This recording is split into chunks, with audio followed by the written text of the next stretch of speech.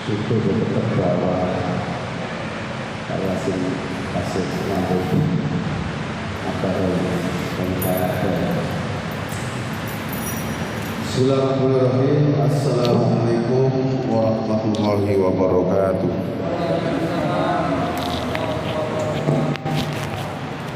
Bismillah, alhamdulillah, wassalatu wassalamu ala rasulillah. La hawla wa la quwata illa billah. Subhanaka la ilma lana illa ma 'allamtana innaka antal alimul hakim. Ampun matur suwun. Sampun setunggal mah. Rabbi syrah li sadri wa yassir li amri wahlul 'uqdatam min lisani yafqahu qawli, amma ba'du. Bapak-bapak, ibu-ibu jamaah Masjid Rodatul Falah yang dimuliakan oleh Allah Subhanahu wa taala. Kita haturkan rasa syukur kehadirat Allah Subhanahu wa taala atas limpahan rahmat, hidayah, inayah kepada kita semuanya. Nikmat sehat jasmani rohani, nikmat istiqomah melakukan kebaikan dan amal soleh. Mudah-mudahan semua amal ibadah kita diterima oleh Allah Subhanahu wa taala. Kedua, ucapan Allahumma sholli wa sallim wa barik ala sayyidina Muhammadin wa ala ali sayyidina Muhammad tetap tercurah kepada junjungan kita Nabi besar Muhammad sallallahu alaihi wasallam. Beliaulah panutan kita, suri tauladan kita, penunjuk jalan kita dari zaman jahiliyah menuju Islam terang benderang seperti ini. Nggih. Betul kan? Kan sentuh galik. Nggih. Iki enten waktu tanggung semuanya kali. Tahun bisa nggih. Gimana? Tahun telosan. Nggih. Para jamaah sekalian, kita akan melanjutkan kajian kita surat Al-A'raf ayat kemarin ayat 11, sekarang ayat 12.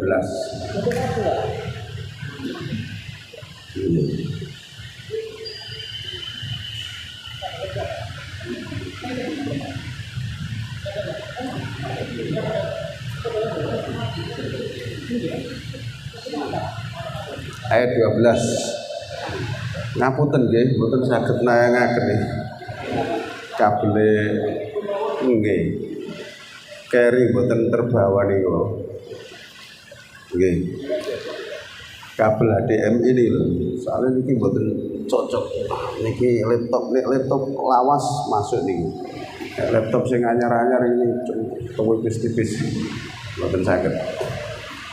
Bismillahirrahmanirrahim. Qala ma mana'aka alla tasjuda id amartu. Qala Allah berfirman, ma mana'aka, apa yang menghalangimu wahai iblis, alla tasjuda, bahwa kamu tidak mau bersujud, id amartu, ketika aku menyuruh sujud kepada kamu.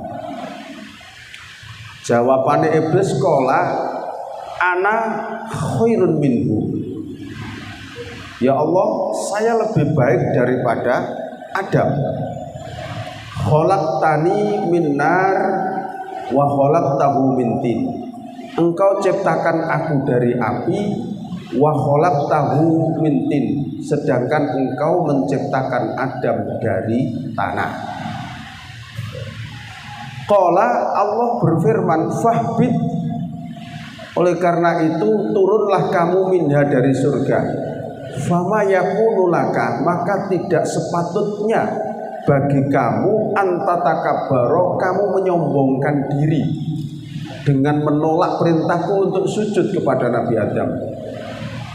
Fiha, keluarlah kamu, fiha, di dalam bumi.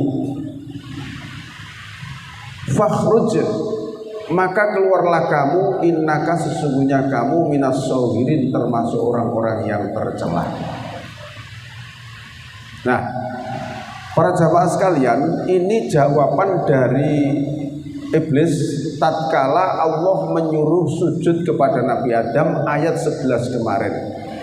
Ayat 11 kemarin itu Allah berfirman, qulna lil malaikati, kami berfirman kepada para malaikat, usjudu li Adam, sujudlah kalian kepada Nabi Adam, fasajadu, lalu mereka semuanya bersujud, maksudnya semua penduduk surga.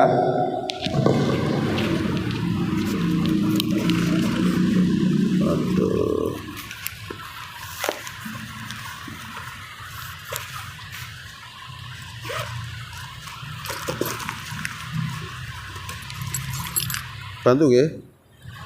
Oh, nah.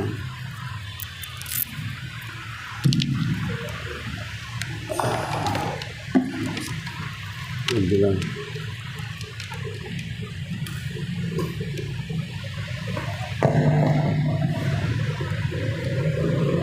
Sakit.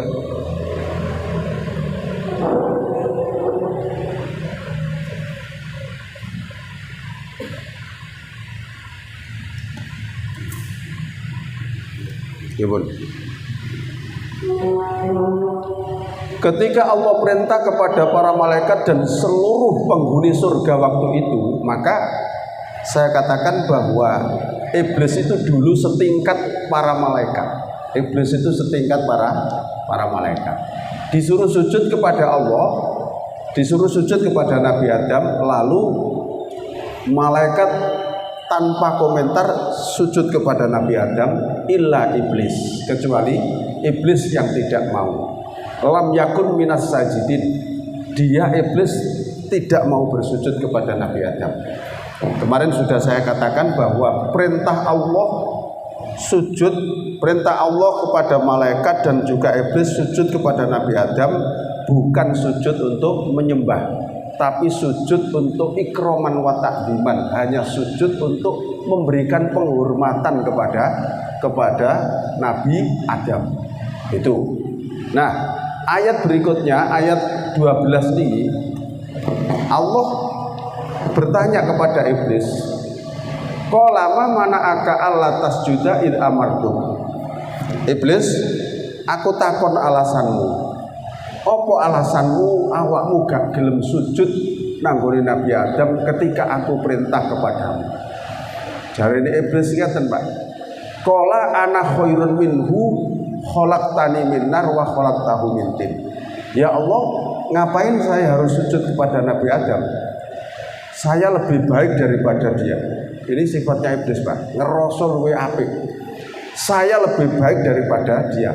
Ana khairun minhu. Kula langkung sae tinimbangane Adam. Khalaqtani min nar wa khalaqtahu min tin.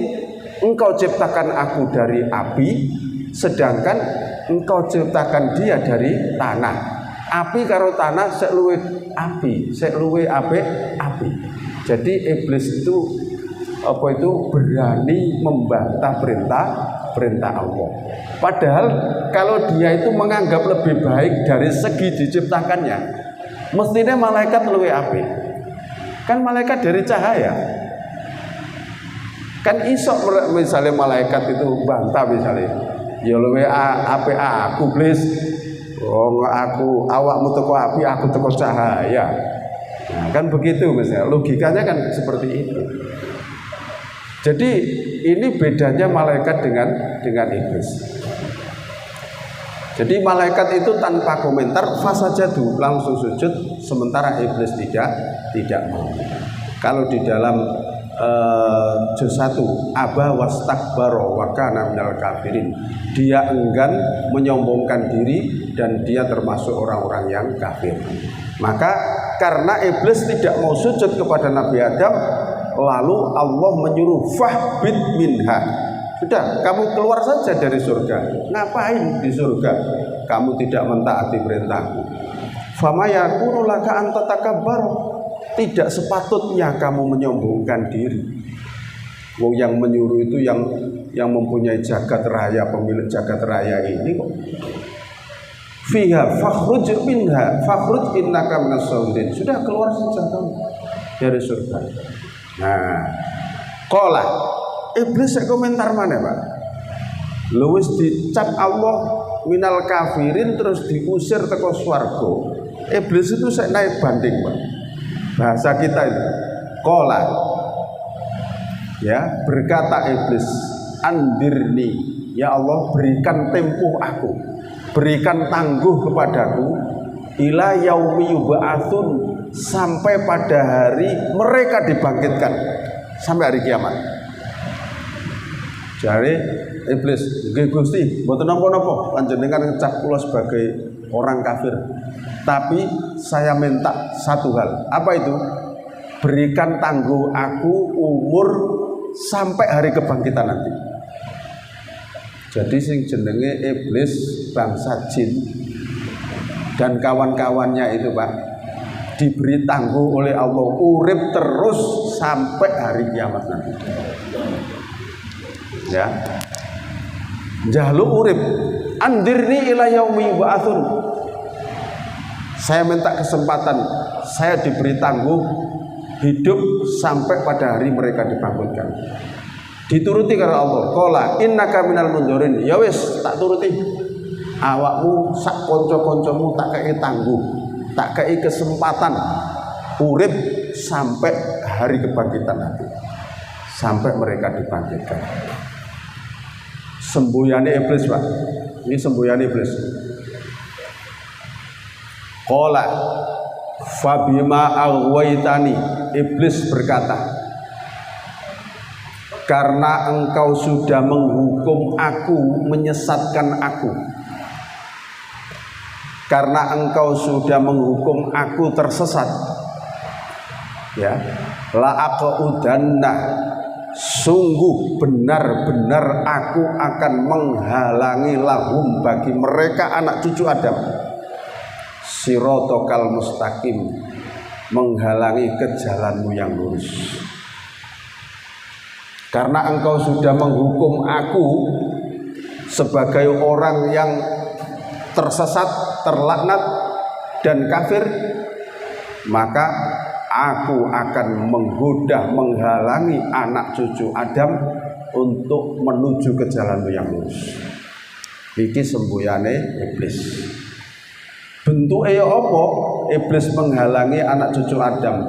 Tummalaatiyannakum, kemudian benar-benar aku akan mendatangi mereka, menghalangi mereka, mimbaini aidihim, dari arah depan mereka, wa min khalfihim, dan dari arah belakang mereka, wa an aimanihim, dan dari arah kanan mereka, wa an syama'ilihim, dan dari sisi kiri mereka, wala tajidu, dan tidaklah engkau menemui ya Allah aktsaruhum, kebanyakan mereka, syakirin, orang-orang yang bersyukur.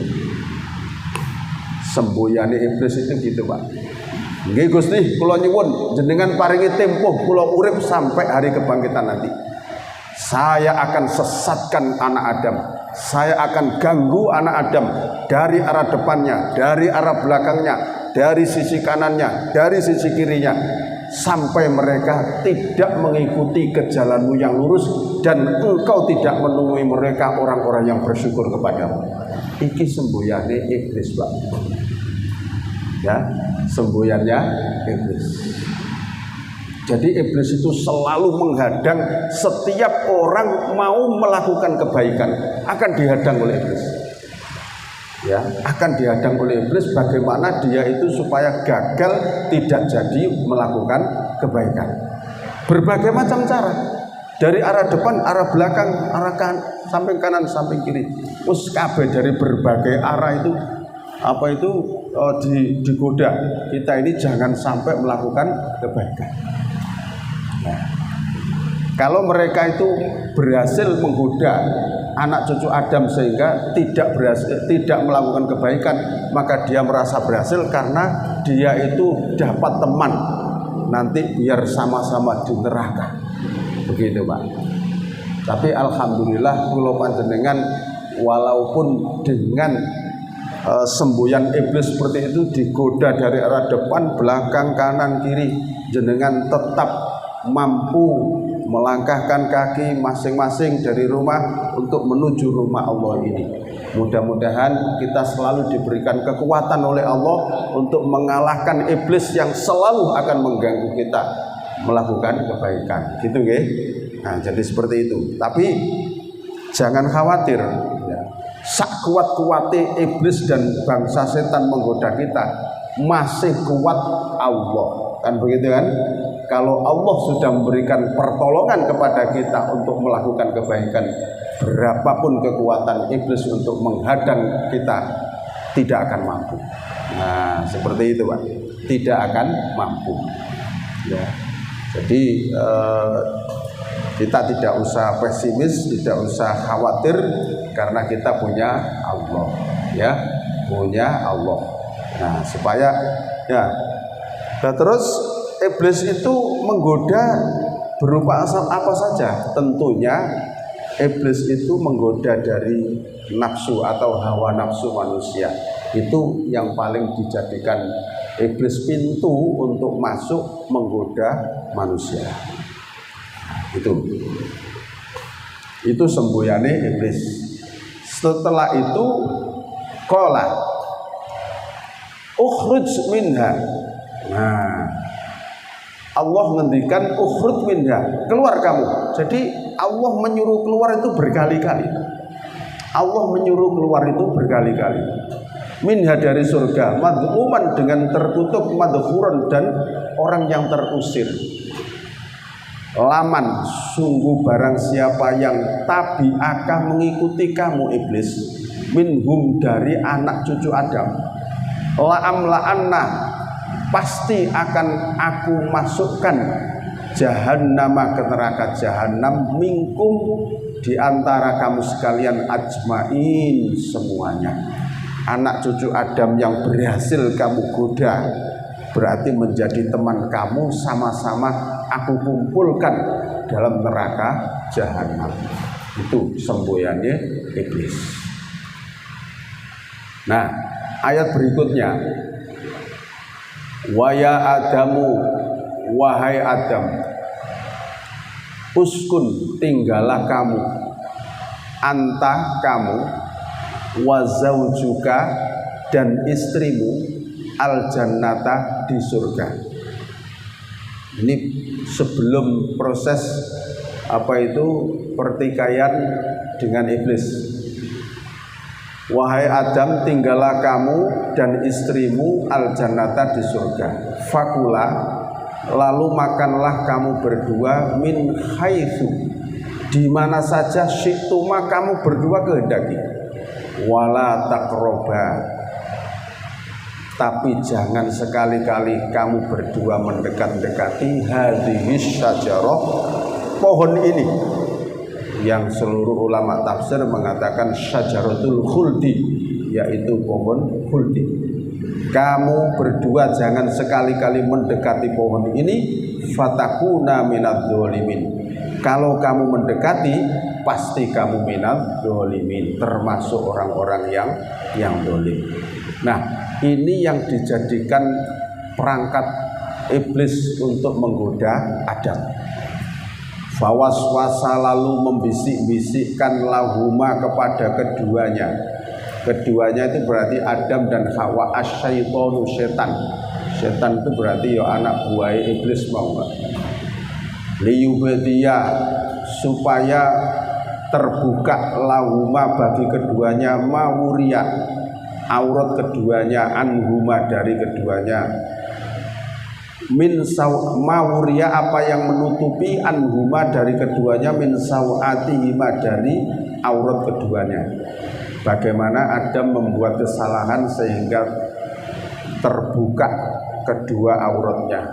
Pakaian yang dipakaikan oleh Allah di surga terbuka karena kesalahan itu.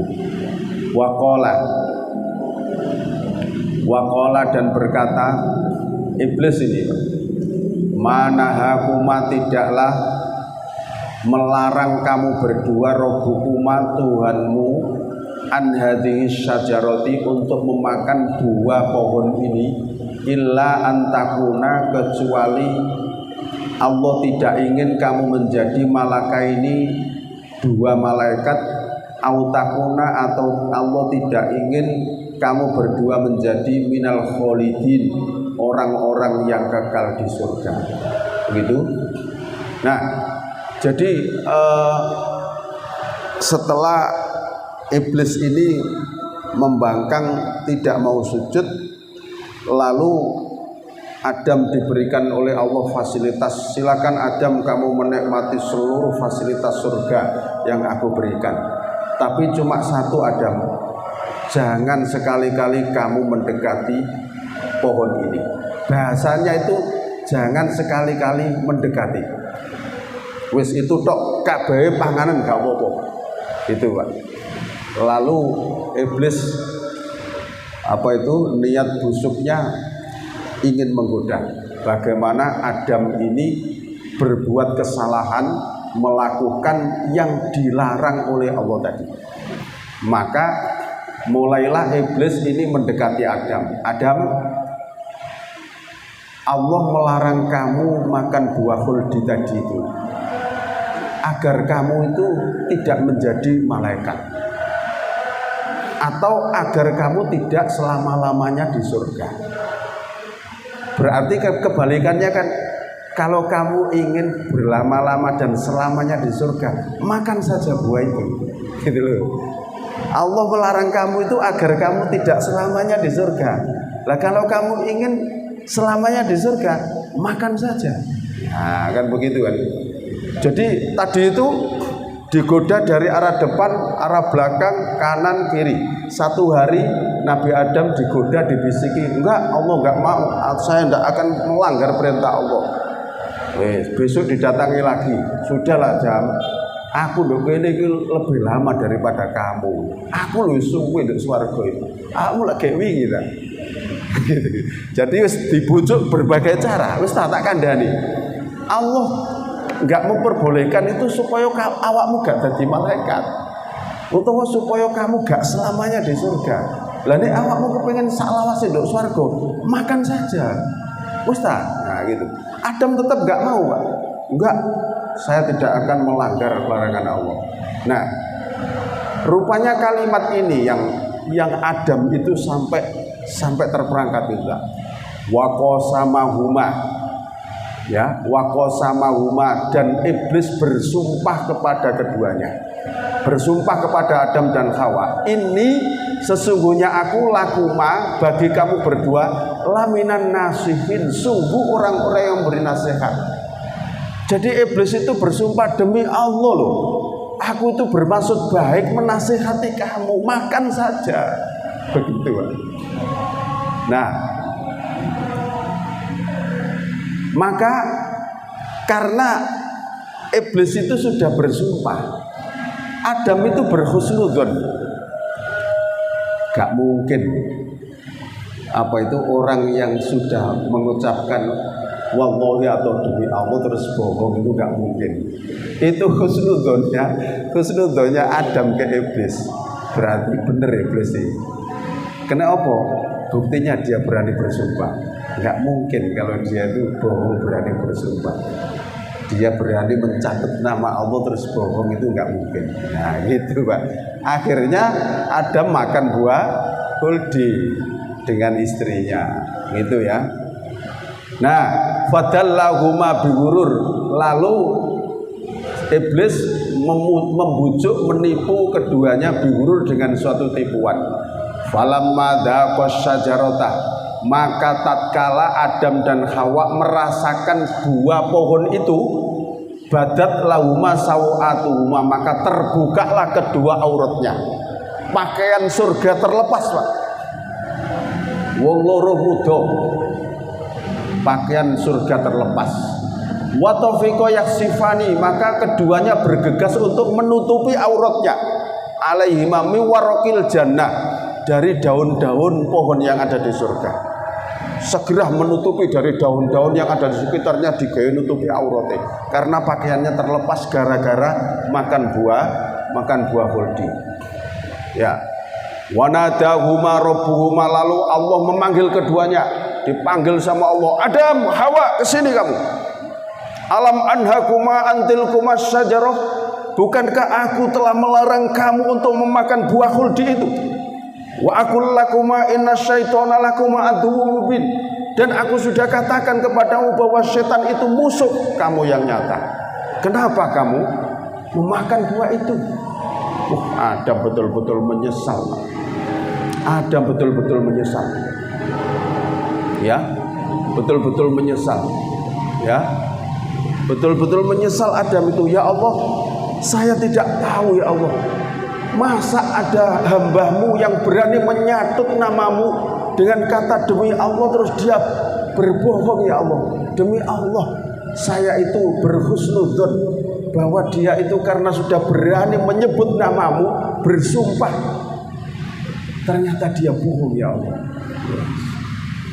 Ya, akhirnya terperangkap juga kan. Nah ini loh Pak, jadi dahsyatnya kekuatan setan itu luar biasa ya, kalau kita ini tidak betul-betul mendapat pertolongan dari Allah Pak, tidak bisa mengalahkan setan, tidak bisa. Terbukti apa? Lo Nabi Adam lo tebal kok, padahal seorang nabi, iya kan? Kalau tidak mendapat pertolongan dari Allah, tidak bisa Pak. Setan itu luar biasa Pak. Jadi nggoda wong sing imane kuat, ya setan sing tingkatane tinggi Pak di dono Pak. Ya, mengganggu wong sing tingkatane kiai, ya setan sing tingkatane level kiai. Gitu Pak. Ya. Jadi seperti itu, Masya Allah. Makanya kita ini kan diberikan banyak doa-doa oleh Allah. Setiap apa saja disuruh berdoa itu dalam rangka agar setan ini tidak gampang masuk ke dalam diri kita. Mau makan disuruh berdoa, iya kan? Selesai makan disuruh berdoa. Mau masuk kamar kecil berdoa, keluar berdoa, bercermin berdoa, mau makan bubuk berdoa. Itu maksudnya apa?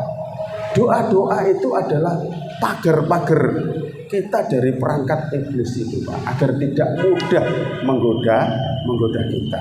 Kan gitu loh, Ge. Ya, agar tidak mudah menggoda kita. Nah, gitu. Nah, kata Allah kalau di surat Al-Baqarah itu ada kalimat fatalaqa adamu rabbuhu bi kalimatin gitu ya. Jadi yes ngene dam. Ya apa awakmu salah. Ya tetap sama-sama saya hukum. Iblis juga aku hukum, kamu juga aku hukum. Ya, karena sama-sama berbuat salah. Tapi karena kamu itu tadi itu bukan kesalahan mutlak ya, karena Nabi Adam itu berhusnudzon, ada orang mengatakan demi Allah kok bohong gitu loh ya karena kamu kesalahanmu itu tidak terlalu fatal tapi tetap tak hukum ya apa tetap kamu tak suruh turun ke muka bumi, tapi awakmu tak sangoni begitu ya, awakmu taubaton nduk bumi tak sangoni kalimat itu wocon terus nek awakmu wis nduk muka bumi. Kalimat niku napa? Ayat berikutnya Pak 23. Qala keduanya berdoa, Rabbana dzalamna anfusana wa illam taghfir lana wa tarhamna lanakunanna minal khosirin. Wis awakmu tak dono nduk bumi, tak sangoni kalimat ini. Begitu Pak. Tapi iblis gak disangoni Pak. Yang betul-betul salah asli, bahkan menantang iblis itu kok. Tapi Nabi Adam kan bukan salah mutlak kan begitu ya. Jadi Adam disangoni kalimat karo Allah, iblis gak disangoni. Nah, maka Adam dan Hawa sama-sama diturunkan di muka bumi. Adam diturunkan di Kepulauan Hindia di Sinai, kemudian Ibu Hawa diturunkan di Timur Tengah, daerah Arab. Terus pokoknya wilayah Arab Timur Tengah itu.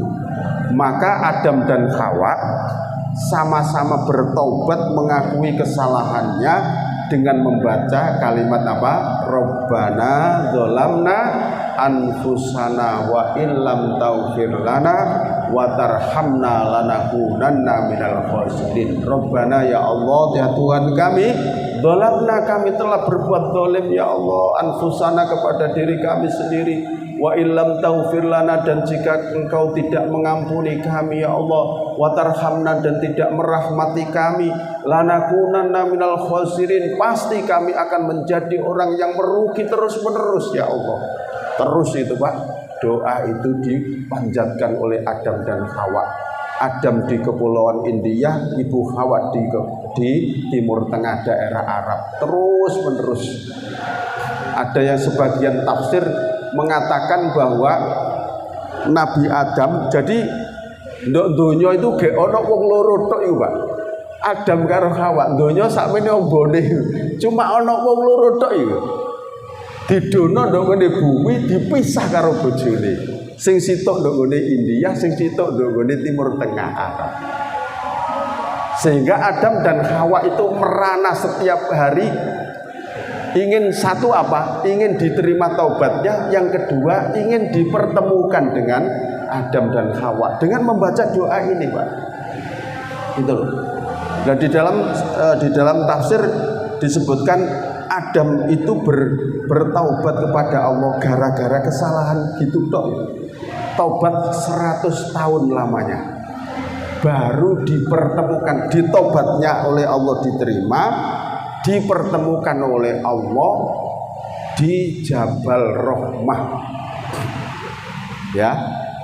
Jabal Rahmah, Jabal itu artinya gunung, Rahmah itu artinya kasih sayang. Wilayahnya dinamakan wilayah Padang Arafah.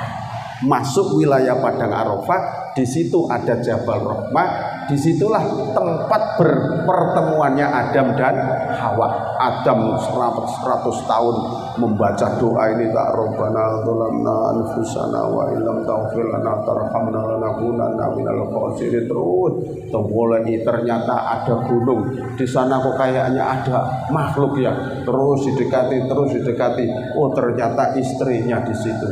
Ketemu dengan Hawa, senengnya gak karu-karuan Pak.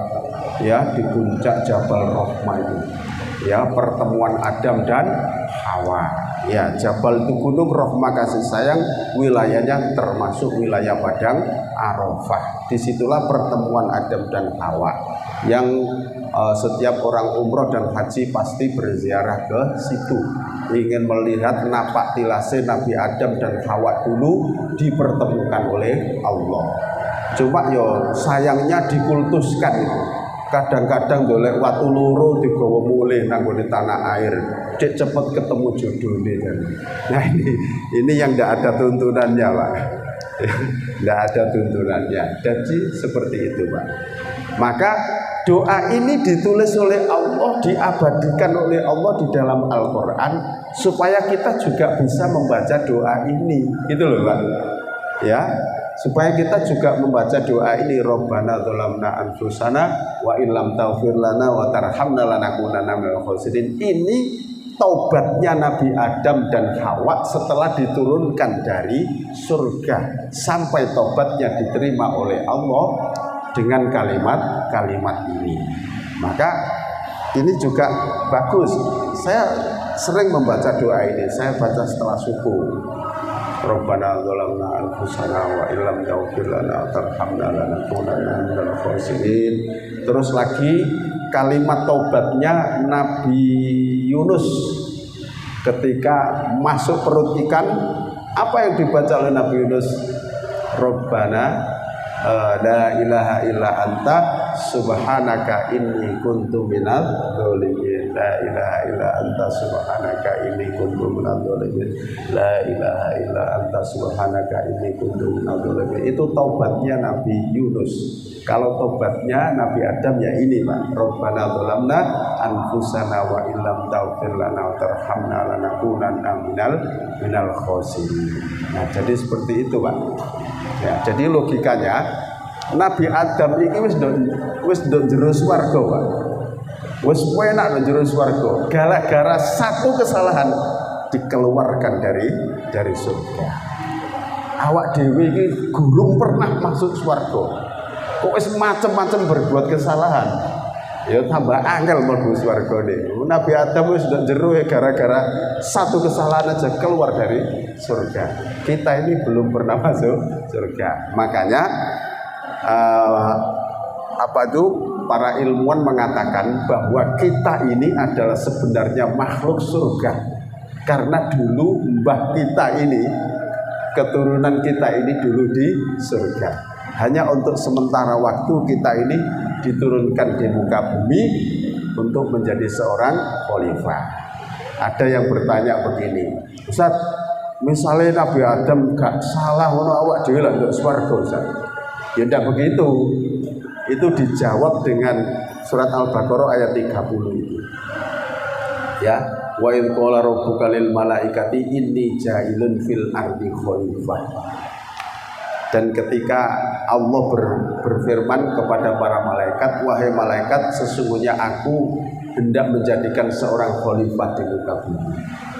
Jadi memang Allah itu sudah mendesain bahwa Adam ini adalah dijadikan seorang khalifah di muka bumi. Ya. Nah, diturunkannya Adam ke muka bumi itu diawali dengan sebab kesalahan yang dilakukan oleh Nabi Adam. Itu hanya sebab saja. Hanya sebab saja. Misalnya Adam gak berbuat salah, tetap di muka bumi. Allah sudah punya program kok. Allah sudah punya program bahwa diciptakan Adam itu dan anak turunnya sebagai khalifah di muka bumi. Cuma diawali dari sebab Adam berbuat salah, terus saat itulah Allah menurunkan Adam di muka bumi sebagai seorang khalifah. Begitu kan? Nah, ini yang perintah berkali-kali ini. Qala Allah berfirman, ihbitu, turunlah kamu ke muka bumi, ba'dukum li ba'din adu. Sebagian kamu dengan sebagian yang lain, dengan setan, dengan manusia itu adalah aduun, saling bermusuhan. Walakum, dan bagi kalian fil ardi, di muka bumi, mustaqorrun, tempat tinggal, wa mataun, dan kesenangan hidup ilakhinin, sampai ajal. Ya, sampai ajal. Qala Allah berfirman, fiha, di bumi, tahyauna, kamu hidup, wa fiha, dan di bumi, tamutuna, kalian mati, wa minha, dan dari bumi pula, tukhrajuna, kalian dikeluarkan terus kembali lagi menuju hari akhirat. Itu kan, menuju hari akhirat. Jadi itulah perseteruan antara iblis dengan Adam ketika di surga dulu. Itu barangkali ada yang disaringkan, monggo Pak.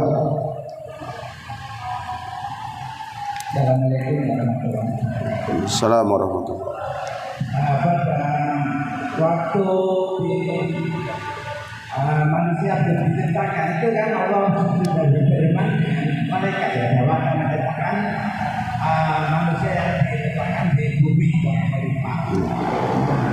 Pada waktu itu juga setelah diciptakan kan semua makhluk yang diciptakan sujud ya. Itu di dalam Al-Baqarah. Kemudian di pada wilayah itu apa?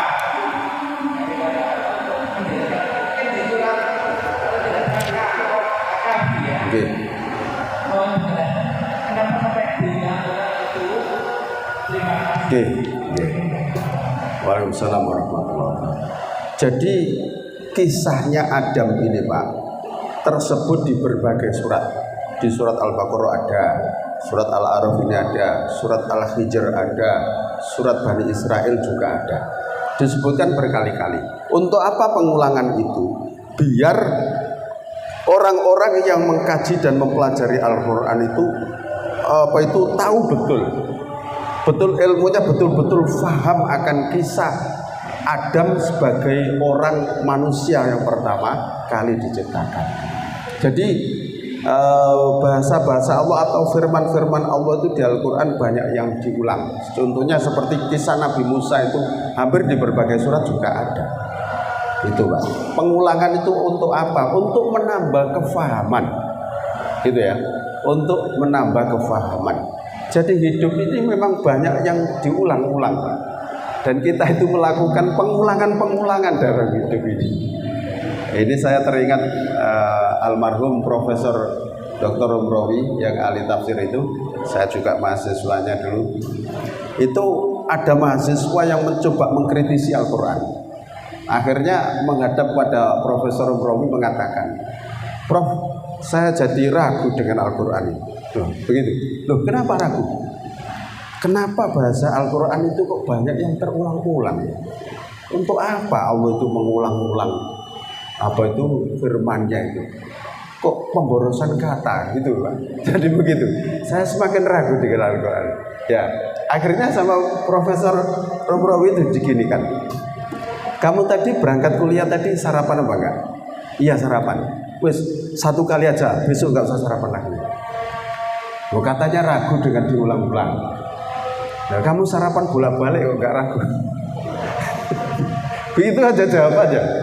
Ya. Jadi memang hidup itu kan mengulang-ulang kan. Ya kita kerja itu kan setiap hari berangkat. Ya besok berangkat lagi, besok berangkat lagi. Ya banyak pengulangan kan. Sholat juga diulang-ulang terus. Ya begitu loh. Ya juga jadi bukan meragukan, yaitu banyaknya pengulangan itu ada untuk menambah kefahaman.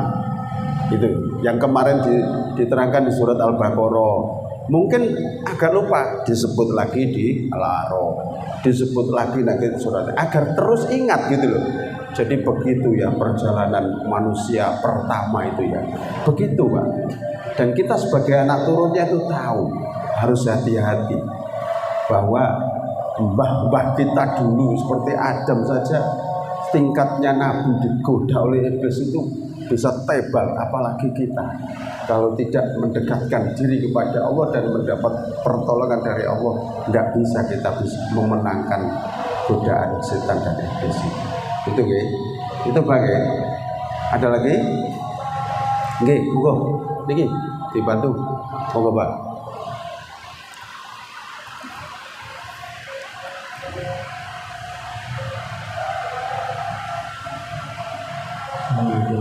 Waalaikumsalam warahmatullahi wabarakatuh. Nggih. Ustaz, saya belum berpikir dengan saya tercipta dari api Allah, lebih mulia daripada yang tercipta dari Allah. Kira-kira unsur api apa ya yang dirasa iblis itu lebih baik dari unsur lain?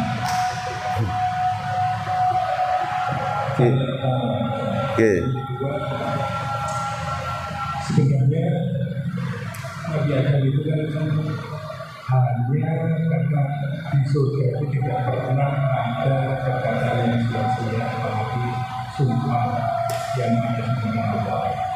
Dalam kehidupan sehari-hari kita sering melihat banyak pejabat-pejabat kita menggunakan mereka yang mengajak atau disumpah, kemudian mereka terang-terangan dan berani menggunakan alibi-alibi untuk menutupi semua kesalahannya. Dan kita selama ini mungkin dengan perjanjian, mungkin dengan pencegahan, mungkin dengan kata hati yang ragu, dengan mereka mengucapkan sumpah dengan kita pun lebih mudah itu. Terima kasih. Yang pertama unsur api. Ya jadi dari barahnya api itu Pak. Ya. Istilah api itu wowoe. Ya dari unsur barahnya api itu yang diciptakan dari bahan api, barahnya api iblis itu. Itu.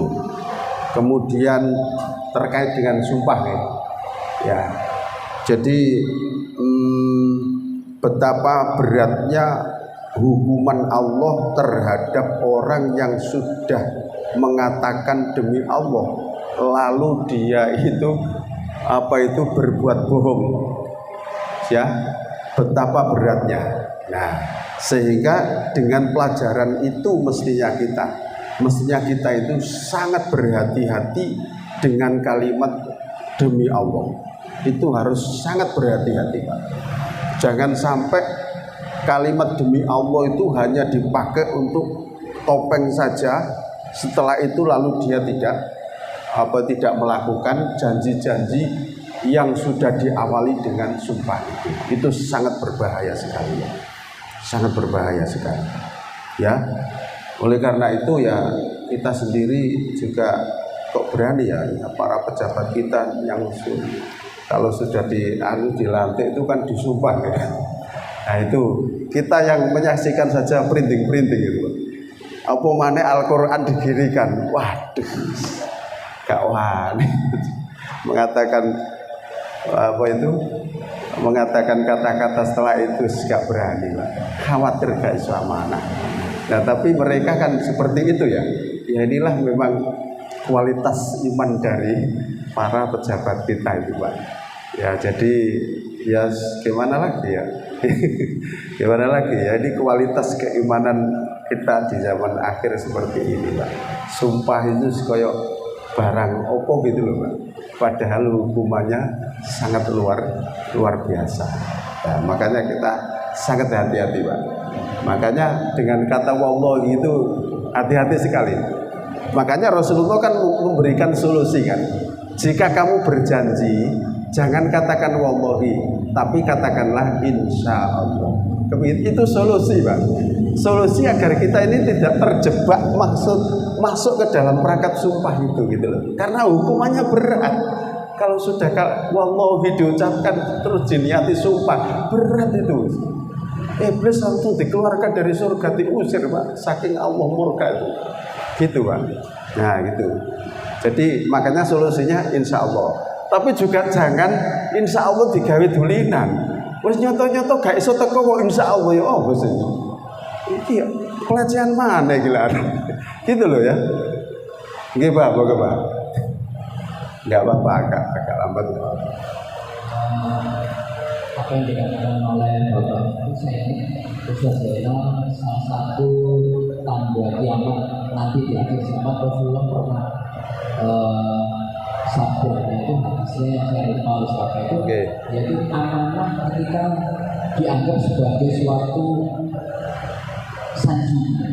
Nah ini sebagai salah satu yang saya lupa salah ya. Nanti di akhir zaman kelak kalau akan mendapati kata Rasulullah itu amanah yang dibebankan kepada seorang itu dianggap sebagai suatu sanjungan. Nah mungkin inilah jadi sebagai suatu anugerah. Kalau sebenarnya amanah itu adalah sebagai suatu bencana karena dia nanti mendapatnya lebih dahsyat. Nah itu mungkin sedikit ya. Jadi ya mungkin kita semua hidup di zaman akhir ini. Nah berkaitan itu nanti saya ingin bertanya kepada Ustaz tentang masalah zaman akhir ini akan sedikit melenceng, tetapi berkaitan bahwa sekarang ini zaman akhir ini saya ingin bertanya, kondisi sudah banyak yang tidak sesuai dengan yang benar jadi tidak ada salah, kemudian yang salah jadi benar. Nah, salah satu fardu kifayah itu adalah seorang mukmin muslim itu adalah berdakwah. Nah, tetapi salah satu dari solusi yang ditawarkan oleh Rasulullah itu juga ada yang namanya uzlah. Ketika suatu zaman sudah sulit sekali kita untuk bisa berdakwah karena fitnah begitu dahsyat para saudara, maka kalian jangan terlalu banyak menjadi pimpinan seperti tadi, karena kamu pasti akan terbunuh oleh kondisi. Ini yang benar yang mana, Ustaz? Kan ini sudah kondisi akhir zaman juga ya, karena sudah banyak Israel dan sebagainya sudah Israel. Ini kita lebih baik dakwah, kemudian dari pemimpin ini berusaha semaksimal atau kita usilah saja dalam arti kita ya berdakwah di keluarga sendiri, kemudian ya salat ada yang mana salat di masjid, bekerja selesai segera pulang ke rumah, lebih banyak berdiam di rumah bersama keluarga. melakukan aktivitas yang baik-baik, berpikir baik, aktivitas rutin saja atau memang masih mau berjalan saja. Ya, terima kasih atas tambahan apa tadi penjelasan ya tentang zaman akhir. Begini, lebih baik mana kita uzlah ataukah kita tetap ikut berkecimpung? Begini, melihat posisi dan kondisi dia. Kalau posisinya dia itu tidak mungkin ikut masuk di situ, wah gak mungkin, aku gak punya jalan saya masuk ke situ. Maka ya lebih baik berarti dengan jalan uzlah dan banyak berdoa, mendoakan para pemimpin negeri ini. Tapi kalau dia itu punya kemampuan untuk masuk ke situ dan punya niat baik untuk ikut mewarnai memimpin negeri ini, ya dia wajib ke situ. Karena kalau dia punya kemampuan tidak masuk ke situ, berarti kita rela negara ini dipimpin orang fasik semua. Ini malah hancur, Pak. Malah hancur ini. Misalnya semuanya menghindar, wis daripada kondisi begini, aku tak mundur. Daripada kondisi begini, aku tak mundur, tak wiritan ya wis. Akhirnya sing ngeleboni jabatan pemerintahan, wong fasik kabeh. Ya tambah hancur kita. Kalau yang menduduki jabatan orang fasik semua, kan begitu ya. Nah, berarti terkait dengan kondisi. Kalau dia punya kemampuan untuk masuk ke situ, masuk saja. Asalkan punya niat, saya ingin ikut mewarnai, saya ingin ikut ngatur negara ini. Saya tidak rela negara ini dipimpin oleh orang-orang fasik. Kalau punya niat begitu, bagus, maju terus dan kita dukung. Nah gitu Pak. Jadi tergantung posisinya dia, kemampuan dia berada di mana. Kalau memang dia tidak mampu ke situ, ya berarti ambil jalan yang uzlah tadi, banyak berdoa. Kalau punya akses ke situ, punya kemampuan, masuk biar bisa ikut ngatur negara ini. Itu gitu. Saya kira begitu sahabat. Mudah-mudahan bermanfaat. Nanti kita sambung lagi. Ya, mohon maaf tidak bisa menayangkan tadi karena ada kendala. Kita akhiri dengan doa penutup majelis. Subhanakallahumma bihamdika asyhadu an la ilaha illa anta astaghfiruka wa atubu ilaik. Alhamdulillahirabbil alamin. Assalamualaikum warahmatullahi wabarakatuh.